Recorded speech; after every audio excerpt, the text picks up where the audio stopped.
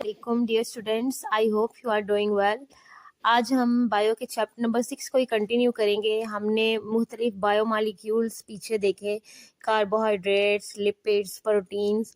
आज जो bio molecule हम पढ़ेंगे वो है न्यूक्लिक एसिड।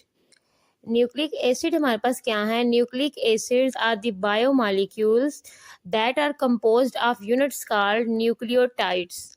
न्यूक्लिक एसिड भी बायोमॉलिक्यूल्स हैं, यानी कि लिविंग ऑर्गेनिजम्स की बॉडीज के अंदर ये प्रोड्यूस होते हैं, और ये जिन यूनिट्स से मिलके बने हैं उनको हम बोलते हैं न्यूक्लियोटाइड्स। अब न्यूक्लियोटाइड क्या है? एक न्यूक्लियोटाइड हमारे पास ऐसा स्ट्रक्चर है जो 3 पार्ट्स से मिलके बना होता है। ठीक है, 3 पार्ट्स इसके अंदर होते हैं। फर्स्ट हमारे पास है पेंटोज शुगर, सेकंड है नाइट्रोजनस बेस, थर्ड है फास्फेट ग्रुप। अब अगर आप इसका स्ट्रक्चर देखें, यहाँ पे हमारे पास मौजूद है न्यूक्लियोटाइड का जनरल स्ट्रक्चर। ये हमारे पास एक पेंटोज है। कार्बोहाइड्रेट्स की एग्जांपल्स में हमने पढ़ी थी पेंटोजेस, जिसमें राइबोज भी हो सकती है और डी ऑक्सीराइबोज भी हो सकती है। उसके अलावा इसके साथ यहाँ पे हमारे पास ये जो बेस अटैच है इसको हम बोलते हैं नाइट्रोजनस बेस, और इधर इसके साथ एक फास्फेट ग्रुप अटैच है। फास्फेट ग्रुप क्या है? पीछे मैं आपको बता चुकी हूँ। फास्फोरस जब 4 ऑक्सीजन के साथ अटैच होता है ये फास्फेट ग्रुप बन जाता है। यहाँ पे आपको राइबोज और डी ऑक्सीराइबोज नजर आ रही है। ये राइबोज है हमारे पास। राइबोज आपके चैप्टर के अंदर कार्बोहाइड्रेट की क्लास थी मोनोसैकेराइड, जिसकी एग्जांपल्स थी ये पेज नंबर 95 के ऊपर। तो वहां पे हमने राइबोज और डी ऑक्सीराइबोज का स्ट्रक्चर पढ़ा था। दोनों के अंदर डिफरेंस क्या था ये देखिए। राइबोज का जनरल फार्मूला C5H10O5 और डी ऑक्सीराइबोज में एक ऑक्सीजन कम हो गया। तो डी का मतलब होता है रिमूवल। डी का मतलब क्या है कि आपने रिमूव कर दिया है। किसको रिमूव किया है? ऑक्सीजन को।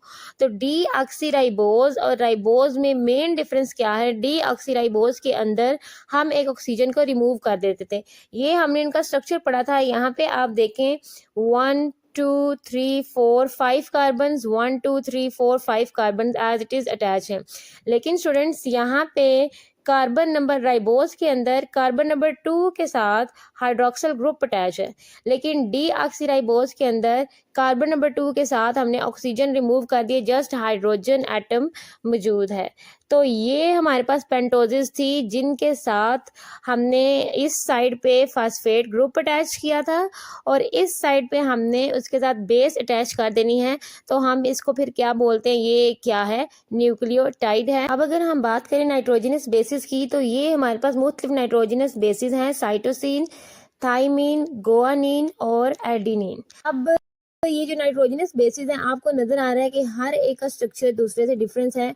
जो गुआनिन और एडेनिन, ये गुआनिन और एडेनिन, इन दोनों के अंदर आपको डबल रिंग्स नजर आ रही हैं, और साइटोसिन और थाइमीन के अंदर सिंगल रिंग है। तो इनमें से कोई भी बेस जो है, जब हमारे पास न्यूक्लियोटाइड एक बनता है तो ये बेस राइबोज शुगर के साथ या डी ऑक्सीराइबोज शुगर के साथ अटैच होती है।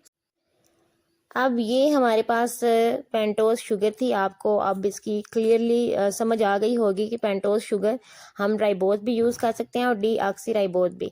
और इसके साथ नाइट्रोजन बेस का जर्नल स्ट्रक्चर है, हमने यहाँ पे मेंशन नहीं किया फिलहाल कि ये कौन सी बेस है, और साथ क्या अटैच कर दिया था? Phosphate group. न्यूक्लिक एसिड की हमारे पास 2 टाइप, और फर्स्ट टाइप है डीएनए डी ऑक्सीराइबो न्यूक्लिक एसिड, और सेकंड है आरएनए राइबो न्यूक्लिक एसिड। आज हम डी ऑक्सीराइबो न्यूक्लिक एसिड को देखेंगे। डीएनए हमारे पास डी ऑक्सीराइबो न्यूक्लियोटाइड से मिलके बना है। ये अब कौन से न्यूक्लियोटाइड्स हैं? न्यूक्लियोटाइड का पीछे हमने स्ट्रक्चर देखा कि उसके अंदर पेंटोजेस हैं, नाइट्रोजनस बेसिस हैं, फास्फेट ग्रुप है। और डी ऑक्सी राइबो, जो इसके वर्ड के स्टार्ट में लगा हुआ है, डी मतलब रिमूवल, ऑक्सी मतलब ऑक्सीजन, और राइबो मतलब राइबोज। तो राइबोज से हम ऑक्सीजन को रिमूव कर देते थे, तो वो क्या बन जाती थी? D oxy ribose. तो हमारे पास यहाँ पे इस न्यूक्लियोटाइड में इसका मतलब है कि पेंटोज शुगर कौन सी होगी? पेंटोज शुगर का नाम क्या होगा? D oxy ribose. और नाइट्रोजनस बेसिस कौन सी है हमारे पास? एडेनिन, थाइमीन, साइटोसिन या गुआनिन, जिनके पीछे आपने स्ट्रक्चर्स देखे। 1953 में यूएस बायोलॉजिस्ट जेम्स वाटसन और ब्रिटिश बायोलॉजिस्ट था फ्रांसिस क्रिक, इन्होंने डीएनए का जो है वो एक मॉडल प्रपोज किया। वो मॉडल क्या था कि डीएनए एक डबल हेलिक्स है।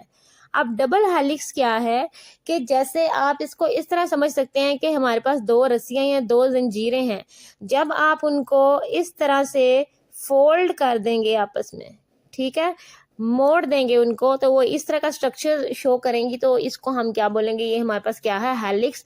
क्योंकि अब ये एक सिंगल मैंने स्ट्रैंड की बात नहीं की, ये एक स्ट्रैंड था, ये दूसरा, तो ये डबल हेलिक्स है। अब फ्रांसिस क्रिक और जेम्स वाटसन के इस मॉडल के मुताबिक डीएनए क्या है, हमारे पास एक डबल हेलिक्स मॉलिक्यूल है, जैसे कि मैंने आपको दिखाया, और ये दो स्ट्रैंड से मिलकर बनी हुई है। दो स्ट्रैंड्स कौन से हैं, फर्स्ट ये और सेकंड ये। दोनों स्ट्रैंड्स एक दूसरे के इर्द गिर्द लिपटे होते हैं, क्वाइल्ड अराउंड ईच अदर। और नाइट्रोजनस बेसिस जो एक स्ट्रैंड की होती हैं, वो दूसरे स्ट्रैंड के नाइट्रोजनस बेसिस के साथ हाइड्रोजन बॉन्ड्स बनाती हैं। यहाँ पे आपको डीएनए का स्ट्रक्चर नजर आ रहा है, ये एक स्ट्रैंड है इसका, ये दूसरा स्ट्रैंड है, और ये पूरा स्ट्रक्चर जो है ये क्या कहलाता है, डबल हेलिक्स। और आपने पढ़ा कि नाइट्रोजनस बेसिस एक स्ट्रैंड की नाइट्रोजनस बेसिस अपोजिट स्ट्रैंड की नाइट्रोजनस बेसिस के साथ हाइड्रोजन बॉन्डिंग्स के जरिए जुड़ी होती हैं। अब यहाँ पे आप देख सकते हैं, ये एक स्ट्रैंड का न्यूक्लियोटाइड की बेस थी एडेनिन, ये दूसरे स्ट्रैंड की बेस थाइमिन के साथ डबल हाइड्रोजन बॉन्ड के जरिए जुड़ी हुई है।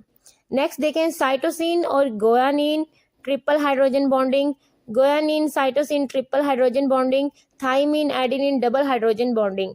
तो ये जो दरमियान में आपको ए और टी के दरमियान जो आपको लाइंस नजर आ रही हैं, ये बॉन्ड्स हैं। तो यहाँ पे क्या है, एक स्ट्रैंड की नाइट्रोजनस बेसिस ने दूसरे स्ट्रैंड की नाइट्रोजनस बेसिस के साथ हाइड्रोजन बॉन्डिंग की हुई है, इस तरीके से ये एक दूसरे के साथ जुड़े होते हैं। अभी जो हमने स्ट्रक्चर देखा उससे हमें क्या पता चला, first thing, pairing of nitrogenous bases is specific. Nitrogenous bases की पेयरिंग जो है वो स्पेसिफिक है। कैसे स्पेसिफिक है, पीछे हमने देखा एडेनिन जो है वो किसके साथ पेयरिंग कर रही थी, थाइमिन के साथ, और इसी तरह साइटोसिन किसके साथ कर रही है, गुआनिन के साथ। एडेनिन हमेशा किसके साथ पेयरिंग कर रही थी, थाइमिन के साथ, साइटोसिन गुआनिन के साथ। नंबर 2 चीज, ये पेयरिंग हुई कैसे थी, एडेनिन और थाइमिन के दरमियान 2 हाइड्रोजन बॉन्ड्स थे, और साइटोसिन और गुआनिन के दरमियान कितने हाइड्रोजन बॉन्ड्स थे, 3। तो ये हमारे पास डीएनए का डबल हेलिक्स मॉडल था। अगर हम डीएनए के फंक्शन की बात करें कि डीएनए का काम क्या है, तो students, DNA contains the hereditary information. जितनी भी विरासती मालूमात हैं वो डीएनए के अंदर होती है। अब हेरिडिटरी इंफॉर्मेशन क्या है, वो कैरेक्टरिस्टिक्स जो पेरेंट्स से ऑफ स्प्रिंग्स में उनके चिल्ड्रन में ट्रांसफर होते हैं, उनको हम बोलते हैं ये हेरिडिटरी इंफॉर्मेशन थी। जैसे आप कह सकते हैं आइज का कलर हो सकता है, हेयर्स का कलर हो सकता है, या कुछ हैबिट्स भी। तो ये सारी चीज़ें जो पेरेंट्स से ऑफ स्प्रिंग में ट्रांसफर होती हैं, इनको बोलते हैं ये विरासती मालूमात है जो डीएनए के अंदर स्टोर होती है। तो ये इंफॉर्मेशन डीएनए के अंदर प्रेजेंट कैसे होती है, in the sequence of nucleotides. जो डीएनए के न्यूक्लियोटाइड्स हमने देखे, उनकी तरतीब की शक्ल में ये इंफॉर्मेशन स्टोर होती है, और जो न्यूक्लियोटाइड की तरतीब होगी उससे हमें पता चलेगा कि जो प्रोटीन बननी है उसके अमीनो एसिड की तरतीब क्या होगी। अब प्रोटीन्स के बारे में आपने पढ़ा, amino acids are the building blocks of proteins. Amino acid proteins बनाते हैं। हमने पढ़ा था कि अमीनो एसिड्स की तादाद और उनकी तरतीब पे डिपेंड करता है कि कौन सी प्रोटीन बनेगी।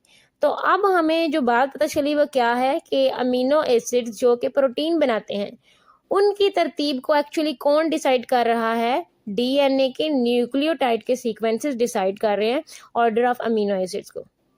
अब डीएनए का वो सेगमेंट जिसके न्यूक्लियोटाइड के सीक्वेंसेस प्रोटीन के सिंथेसिस को डिटरमिन करते हैं, ठीक है, उनको हम बोलते हैं पॉलीपेप्टाइड चेन। ठीक है, जो प्रोटीन की सिंथेसिस होती है उसको क्या बोलते हैं, पॉलीपेप्टाइड चेन। उन सीक्वेंसेस को हम जीन्स बोलते हैं। अगेन बता रही हूँ, डीएनए के वो पार्ट्स, ठीक है। जहाँ पे न्यूक्लियोटाइड के जो सीक्वेंस डिसाइड कर रहे हैं प्रोटीन के सिंथेसिस को, उन सीक्वेंसेस को हम क्या बोलते हैं, उन न्यूक्लियोटाइड के सीक्वेंसेस को बोलते हैं जीन, और जो प्रोटीन सिंथेसिस हो रही है उसको क्या बोलते हैं, पॉलीपेप्टाइड चेन। पॉलीपेप्टाइड चेन क्या है, अमीनो एसिड्स ही चेन्स की फॉर्म में जब बिल्ड होते जाते हैं कोई प्रोटीन बनाने के लिए, उसको हम पॉलीपेप्टाइड चेन बोलते हैं। रिप्रोडक्शन के दौरान क्या होता है, डीएनए एक नस्ल से दूसरी नस्ल में मुंतकिल होता है, और जब डीएनए ट्रांसफर होता है तो इसका मतलब है जेनेटिक इंफॉर्मेशन भी ट्रांसफर हो जाती है। इस तरह डीएनए क्या करता है जी, नेक्स्ट जनरेशन के अंदर विरासती मालूमात को ट्रांसफर कर देता है। तो नेक्स्ट इसकी जो हमारे पास टाइप थी राइबो न्यूक्लिक एसिड, वो नेक्स्ट लेक्चर में हम देखेंगे। अगर आपका कोई क्वेश्चन है तो आप पूछ सकते हैं। I will make sure to answer you. अल्लाह हाफिज।